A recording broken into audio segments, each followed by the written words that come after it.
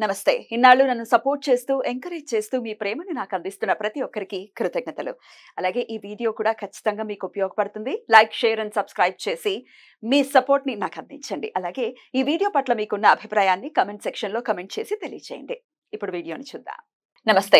Welcome to our channel. నేను పద్మిని. ప్రస్తుతంతో పాటు ప్రముఖ ఆధ్యాత్మికవేత్త, వాస్తు జ్యోతిష పండితులు, లలిత ఉపాసకులు, వాస్తు జ్యోతిష శిక్షణ నిపుణులు బ్రహ్మశ్రీ నానాజీ పట్నాయక్ గారు మనతో పాటు ఉన్నారు. మాట్లాడదాం. సార్ నమస్తే సార్. శ్రీమాత్రే నమః.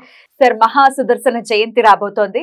వారాహి నవరాత్రుల్లో ఉన్నాము. వారాహి నవరాత్రుల్లో చివరి రోజున సుదర్శన జయంతి జరుపుకోవటం అనేది అందరికీ తెలిసినటువంటి విషయం. అయితే సుదర్శనుడు అంటేనే చాలా చాలా పవర్ఫుల్ అనేది వింటూనే ఉంటాం. ఈ సుదర్శన హోమాలు కూడా చేసుకున్న వాళ్ళు అమ్మో ఎంత అసలు పవర్ఫుల్ అండి అని అంటుంటారు. అసలు ఏ కోరిక రీత్యా సుదర్శన హోమం జరుపుకుంటారు? సుదర్శనుడు గురించి ఒక్కసారి మీ ద్వారా. అంటే ఇప్పుడు చూడండి, మాకేమీ మంచి జరగటం లేదు, అసలు లైఫ్ లో అసలు ఏంటో మేము ఈ మధ్య ఒక్క మంచిది కూడా చేయట్లేదు అన్నప్పుడు సుదర్శన హోమం. సుదర్శనం అంటే మంచి దర్శనం. మరి ఆ చక్రానికి ఎందుకు పెట్టారు ఆ పేరు? మంచి దర్శనం ఏమిటి? ఖండిస్తుంది కదా. అంటే అక్కడ ఆ పాపం ఏదైతే ఇప్పుడు శ్రీ మహావిష్ణువు ఎవరిని ఖండిస్తున్నాడు? ఆయన ఏదైతే రాక్షస జన్మలు ఎత్తారో వాళ్ళు ఏదైతే ఆ కృత్యాలు చేస్తున్నారో అక్కడికైతే ఖండిస్తున్నాడు. ఇంకొంచెం ఎక్కువ పాపం పెంచుకోకుండా అక్కడికి చేస్తుంది. అలాగే రాక్షసుల్ని ఎలాగైతే హతమారుస్తుందో ఆ సుదర్శన చక్రం మనలో ఉండేటువంటి రాక్షసత్వాన్ని, అలాగే మనం ఏదైతే సుదర్శన హోమం చేయించుకుంటామో, సుదర్శన హోమాలు సర్వసాధారణంగా మనకి ఇంట్లో రెగ్యులర్గా చేసుకునే వాళ్ళు ఉంటారు, ఇది ఇయర్లీ వన్స్ చేయించుకునే వాళ్ళు ఉంటారు. వాస్తు హోమం చేసినప్పుడు సుదర్శన హోమం చేసుకుంటారు. ఎందుకు అంటే ఇంట్లో మనకి మీరు గమనించండి, వాస్తు పూజ అంటే ఇల్లు యొక్క కొత్త గృహం ప్రవేశం చేసినప్పుడు మనకి ఆ యొక్క పేలాలు, మన నవధాన్యాలు అండ్ మురుమురాలు వేస్తారు. ముఖ్యంగా మురుమురాలు ఎందుకు వేస్తారంటే, ఇంకా గృహప్రవేశం చెయ్యక ముందు ఇంట్లో కొన్ని శక్తులు ఉంటాయి, దుష్ట శక్తులు అనుకోండి, లేకపోతే ప్రేతలు అంటారు. ముఖ్యంగా ప్రేతలు ఎక్కువగా ఉంటాయి. ఏదైనా కన్స్ట్రక్షన్ హౌస్ లో ఎందుకు మనకి ఒక రకమైన ఫీలింగ్ వస్తుందంటే, ప్రేత అక్కడ ఉంటుంది ఖచ్చితంగా. ఆ ప్రేతలను తినేసి వెళ్ళిపోమని అని చెప్తూ ఉంటారు. అయితే కొన్నిసార్లు కొన్ని మొండిగా వెళ్ళవు కూడా, కొన్ని అక్కడే ఉంటుంటాయి కూడా. అలాంటప్పుడు ఈ సుదర్శన హోమం కానివ్వండి, ఇట్లాంటివన్నీ కూడా చేస్తూ ఉంటారు.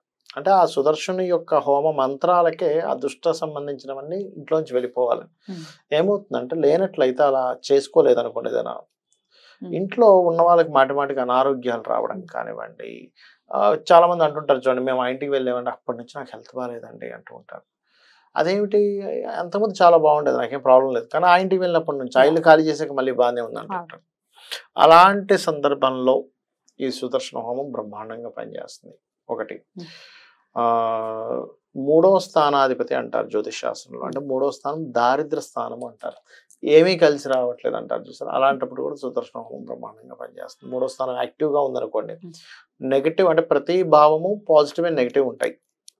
ఇప్పుడు మూడవ స్థానం నెగిటివ్గా నడుస్తుంది. ఇందాక మనం సరదాగా ఇందాక జాతకం గురించి మనం మాట్లాడుకున్నాం. మూడో స్థానంలో శుక్రుడి అంతర్దశ నడుస్తుందండి అని. అది నెగిటివ్ గా నడిచేటప్పుడు ఏమవుతుంది, ప్రతి ఒక్కరితో గొడవలు అవుతూ ఉంటాయి. కమ్యూనికేషన్ హౌస్, బంధువర్గంతో కావచ్చు, రకరకాల వాళ్ళతో. అలాంటప్పుడు ఈ సుదర్శన హోమం చేయించుకుంటే కూడా దాని ప్రభావం తగ్గుతుంది. కమ్యూనికేషన్ విషయంలో ఇబ్బందులు పోతాయి. మాట కూడా నోరు మంచిదైతే ఊరు మంచిదని సామెతలు కూడా. అవునండి, మన మాటే కదా కమ్యూనికేషన్ అంటే. తెలియకుండానే అట్లాంటి ఎఫెక్ట్ అనేది జరుగుతుంది. అలాంటప్పుడు సుదర్శన హోమం చేసుకోవడము. ఎందుకంటే విష్ణువుకి సంబంధించింది, విష్ణువు కమ్యూనికేషన్స్ కారకుడు, బుధుడు యొక్క అధిష్టాన దేవత కాబట్టి విష్ణు సహస్రనామాలు చేసుకోవడం. ఈ సుదర్శన సంబంధించిన ఈ రోజు ఏదైతే ఉందో ముఖ్యంగా విష్ణు ఆరాధన ఎక్కువగా చేస్తారు. శివాలయంలో కూర్చొని విష్ణు సహస్రనామాలు చదువుతారు కొంతమంది. ఆ రోజు చేసినట్లయితే మరింత మంచి ఫలితం వస్తుంది. సుదర్శన హోమం అనేది డెఫినెట్ గా అది ఎఫోర్డబుల్ కాదు అనేది అందరికి తెలుసు. కొంచెం కాస్ట్లీ, బికాస్ అక్రతు అట్లాంటిది అంత భారీ లెవెల్లో ఉంటుంది. కొంతమంది యంత్ర సహితం చాలా గట్టిగా చేస్తారు. అయితే అది ఎఫోర్డ్ చేయలేని వాళ్ళకి మరి ప్రత్యామ్నాయం ఏంటి? ప్రత్యామ్నాయం అంటే ఒకటి చెప్తానండి. విష్ణు యొక్క పటం ఉంటుంది చూసారా, మనకి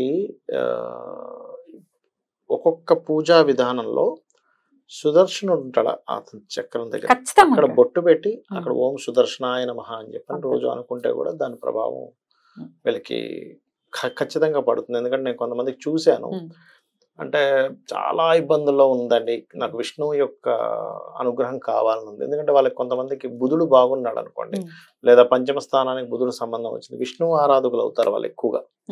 విష్ణువు చెప్తే మాకు ఇంకోటి వద్దంటూ ఉంటారు, అందులోనే అన్ని వెతుక్కుంటారు. అది ఆయన ఇస్తాడు కూడా అట్లా. మీరు లలిత అమ్మవార్లు అన్ని వెతుక్కుంటూ ఆవిడే చూసుకుంటుందంటే ఆవిడే చూసుకుంటుంది, విష్ణువులు అన్ని వెతుక్కుంటూ విష్ణువే కావాలంటే ఆయనే చూసుకుంటాడు, శివుడు అనుకుంటే ఆయనే చూసుకుంటాడు, అందులో డౌట్ ఏం లేదు. అయితే అలా అనుకునే వాళ్ళకి నేను చాలా మందికి సజెస్ట్ చేసేవాడిని అట్లా. మీకు శంకు చక్రాలు 2 ఉంటాయి కదా, నేను ఏది ప్రారంభించలేకపోతున్నాను నా లైఫ్ లో మూమెంట్, అసలు ప్రారంభించలేకపోతున్నాను శంకుకి పూజ చేయండి అనేవాడిని. నాకేది కలిసి రావట్లేదు అన్నప్పుడు సుదర్శనుడి అంటే ఒక మంచి వాక్యం, మంచి ఇది వినలేకపోతున్నాను అన్నప్పుడు సుదర్శన చక్రం మీద బొట్టు పెట్టి ఓం సుదర్శనాయ నమః అని దానికి పూజ చేయండి, స్వామివారికి చేస్తూ అది కూడా చేయండి అని చెప్పేవాడిని. అది మంచి ఫలితం ఇస్తుంది. ఎన్నిసార్లు ఈ నామాన్ని చేస్తూ చేయాలి? అది యాక్చువల్గా అయితే కొంతమంది 11 times అని 108 times అని అంటూ ఉంటారు. బట్ ఏంటంటే ఇంత టైం అని కాకుండా మీరు మనస్ఫూర్తిగా చేయడం అనేది ముఖ్యం. అయితే సుదర్శనుడిని ప్రత్యేకించి మరి కొలిచే పద్ధతిలో ఏమైనా నియమాలు ఉంటాయి సార్? అంటే ఏడు సూతకం వాళ్ళు చేయకూడదు ఇట్లాంటివి ఏమంటారు? అంటే విష్ణువుకి అయితే మరి రాకూడదు దగ్గరికి అంటారు, శివుడికి అయితే పర్వాలేదు కానీ కదా, మరి అప్పుడు 11 days అయిపోతే చేసుకోవచ్చు. ఇంకా చాలా మందికి ఏంటంటే ఈ విషయాలు ఇంకా ఎన్నిసార్లు మనం ఎన్ని వీడియోలో చెప్పినా అలాగే ఉండిపోవడం వల్ల నేను చాలా మంది చూస్తుంటాను. నేను ఈ మధ్య అడగడం మానేశాను, మళ్ళీ కమెంట్లు వస్తుంటాయి, ఏడు సూతకం ఉందండి అంటే మనం కొన్ని వందల వీడియోలు చెప్పుంటానమ్మా ఇప్పటికీ.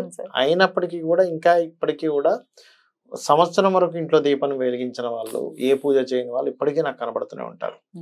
వాళ్ళకి మళ్ళీ లేదమ్మా 11th day ఎందుకు గుడికి వెళ్తాం, మనము గుళ్ళో ఎందుకు నిద్రించమంటారు, మనం ఎందుకు వస్తాము, ఇది అర్థం చేసుకోండి, దీపం వెలిగించకుండా ఉండకండి అంటాం. అలాగే ఈ సుదర్శనుడికి సంబంధించినటువంటిది ఏదైతే పూజ ఉందో ఇది చేసుకోవచ్చు, హోమం లాంటివి చేయకూడదు మళ్ళీ. ఎందుకంటే కంకణాలు కట్టుకొని చేసేది ఏది కూడా 1 year అయిపోయే వరకు, అది కూడా ఏంటి వాళ్ళ ఇంట్లో వాళ్ళ కుటుంబ సభ్యులకైతేనే, ఎవరో వేరే వాళ్ళకైతే వాళ్ళ కంట్రోల్ ఉండదు అంతే. Right sir. సో అది చేసుకుంటే రైట్ సార్. అయితే ఈ సుదర్శనుడి పూజ చేసుకోమన్నారు కదా, ఎన్ని రోజులు చేయమంటారు? ఇట్లా బొట్టు పెట్టుకుని స్వామికి ఎన్ని రోజులు చేయాలి? ఇక్కడ ఏంటంటే అమాస మనం ఎందుకు చేస్తున్నాము, మనకు ఒక మంచి జరగాలని.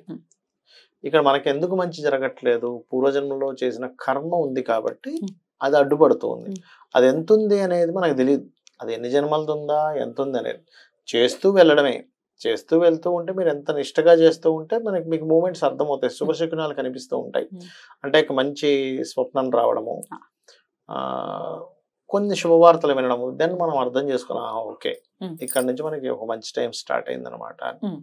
అప్పటిదాకా మాత్రం చేస్తూ ఉండాలి. ఏ సంకల్పంతో అయితే చేస్తున్నారో ఆ సంకల్పం నెరవేరే వరకు చేయాలి. ఎప్పుడు మొదలు పెట్టమంటారు? ఇదే ఈ రోజుతోనే మొదలు పెట్టుకోవచ్చు, ఈ రోజుతో మొదలు పెట్టుకోవచ్చు. జయంతిగా. ఎగ్జాక్ట్లీ. రైట్ సార్, అద్భుతంగా వివరించారు సార్. మహాసుదర్శన జయంతిని ప్రతి ఒక్కరు కూడా వినియోగించుకుని మీరు అన్నట్టుగా అసలు ఏది లేదు మంచి అనేది లేదు లైఫ్ లో అనుకున్న వాళ్ళకి డెఫినెట్ గా సుదర్శనుడే కవచంలా మారాలి అని మనస్ఫూర్తిగా కోరుకుంటూ కృతజ్ఞతలు సార్. నమస్కారం. శ్రీమాత్రే నమః.